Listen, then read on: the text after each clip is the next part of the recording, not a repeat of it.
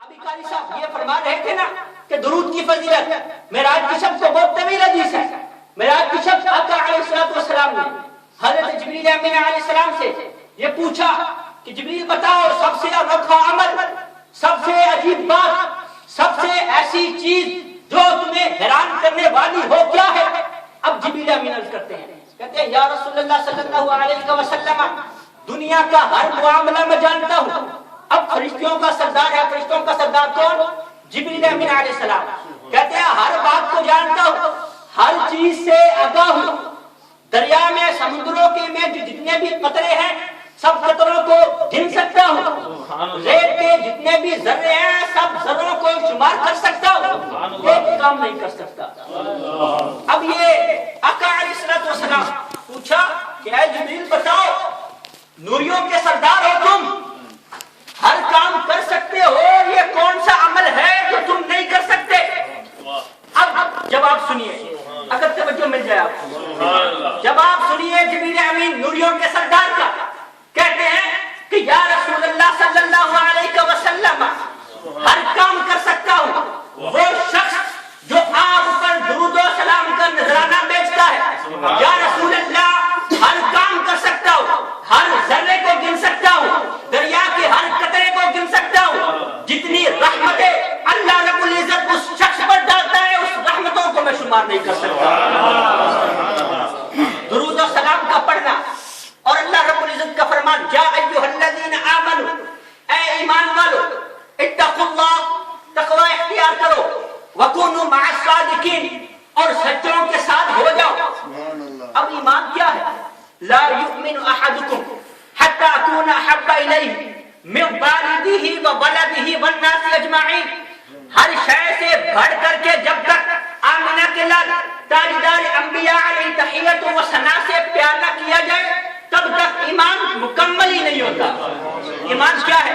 اب یہ شان گھٹانے کی بات نہیں، محض یہ ایک سمجھانا مقصود ہے. جب یہ حدیث آقا علیہ السلام نے پڑھی، حضرت عمر فاروق رضی اللہ تعالیٰ عنہ کھڑے ہو گئے، عرض کرنے لگے یا رسول اللہ صلی اللہ علیہ وسلم میں اپنی جان کے علاوہ ہر چیز سے بڑھ کر آپ سے پیار کرتا ہوں. آقا علیہ السلام نے فرمایا اے عمر تمہارا ایمان مکمل نہیں ہے. اب پوچھا کیوں؟ فرمایا تم اپنی جان سے بڑھ کر مجھ سے پیار نہیں کرتے. کھڑے ہو گئے، کھڑے ہو کر کے اب صحابی تھے نا خلیفہ تھے، کہنے لگے یا رسول اللہ صلی اللہ علیہ وسلم میں عمر کھڑے ہو کر کے اعلان کرتا ہوں اپنی جان سے، اپنے والدین سے، اپنی بیوی بچوں سے، کائنات کی ہر چیز سے بڑھ کے پیار کرتا ہوں آپ کے ساتھ. سبحان اللہ. عمر فاروق رضی اللہ تعالی عنہ. اب ایمان کیا ہے؟ تقوی. اب تقوی ہے اللہ رب العزت کا فرمان تقوی اختیار کرو. اور تقوی کیا ہے؟ اللہ رب العزت کا فرمان نماز پڑھو تقوی ہے، زکات ادا کرو تقوی ہے، حج ادا کرو تقوی ہے، روزے رکھو تقوی ہے، یتیموں کو مسکینوں کو کھانا کھلاؤ تقوی ہے، پرہیزگاری کرو تقوی ہے. اب پوچھتے ہیں اللہ وحدہ لا شریک سے کہ اے مالک بتاؤ تقوی ہے؟ یہاں پر تو بڑے متقی لوگ ہیں، حج کیا تقوی مل گیا، روزہ رکھا تقوی مل گیا، جہاد کیا تقوی مل گیا، ہر چیز کی، غریبوں میں ہم نے کھانا تقسیم کیا، مسکینوں کو ہم نے کھانا کھلایا، کپڑے دیے، تقوی ہمیں مل گیا، ہمیں کسی اور چیز کی ضرورت نہیں. توجہ ہے حضرات؟ توجہ نہیں کر رہے آپ. ہمیں اب کسی اور چیز کی ضرورت نہیں ہے. لیکن اب رب کا فرمان سنو. رب کہتا ہے سنو، یہاں پر آیت کا وقف نہیں، یہ بھی تو دیکھو نا. اللہ رب العزت کا فرمان تھا تقوی ضرور اختیار کرو. نماز پڑھی تقوی مل گیا، نہیں کہتے کہ تقوی نہیں ملا. روزہ رکھا تقوی مل گیا، جہاد کیا تقوی مل گیا، حج کیا تقوی مل گیا.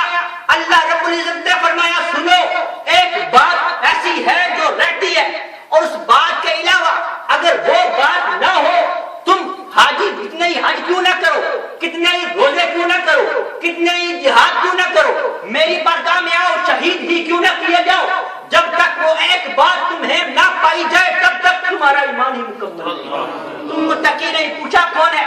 فرمایا وکونوا مع الصادقین، سچوں کی سنگت اختیار کرو.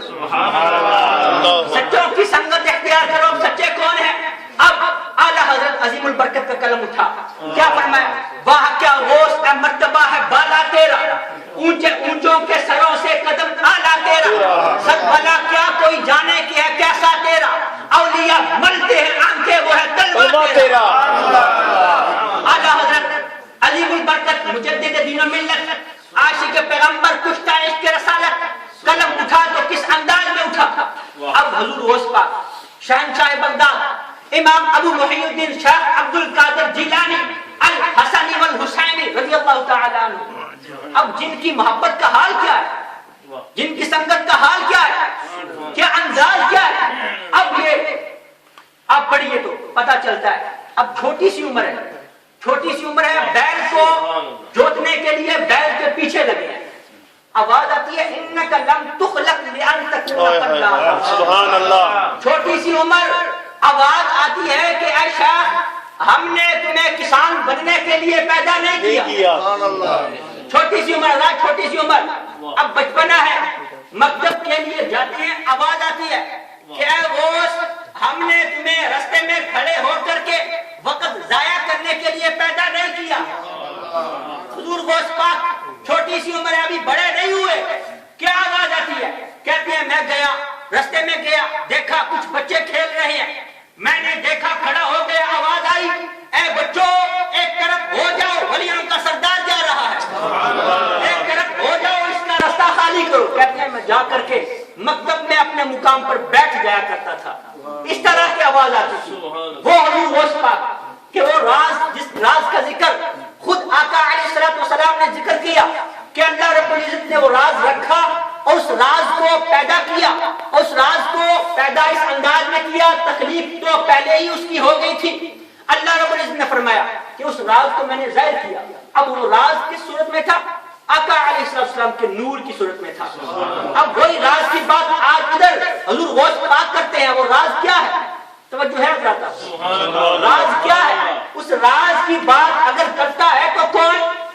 حضور شہنشاہ بغداد کہتے ہیں لو القیت سری فی بحاری، توجہ نہیں کر رہا، لو القیت سری فی بحاری لصار الکل غورا فی الزبان ولو القیت سری فی جبال لدقت واختفت بین الزمان ولو القیت سری فوق النار لحمدت وانتفت من سر حالی ولو القیت سری فوق میت لقام بقدرت المولى تعالی۔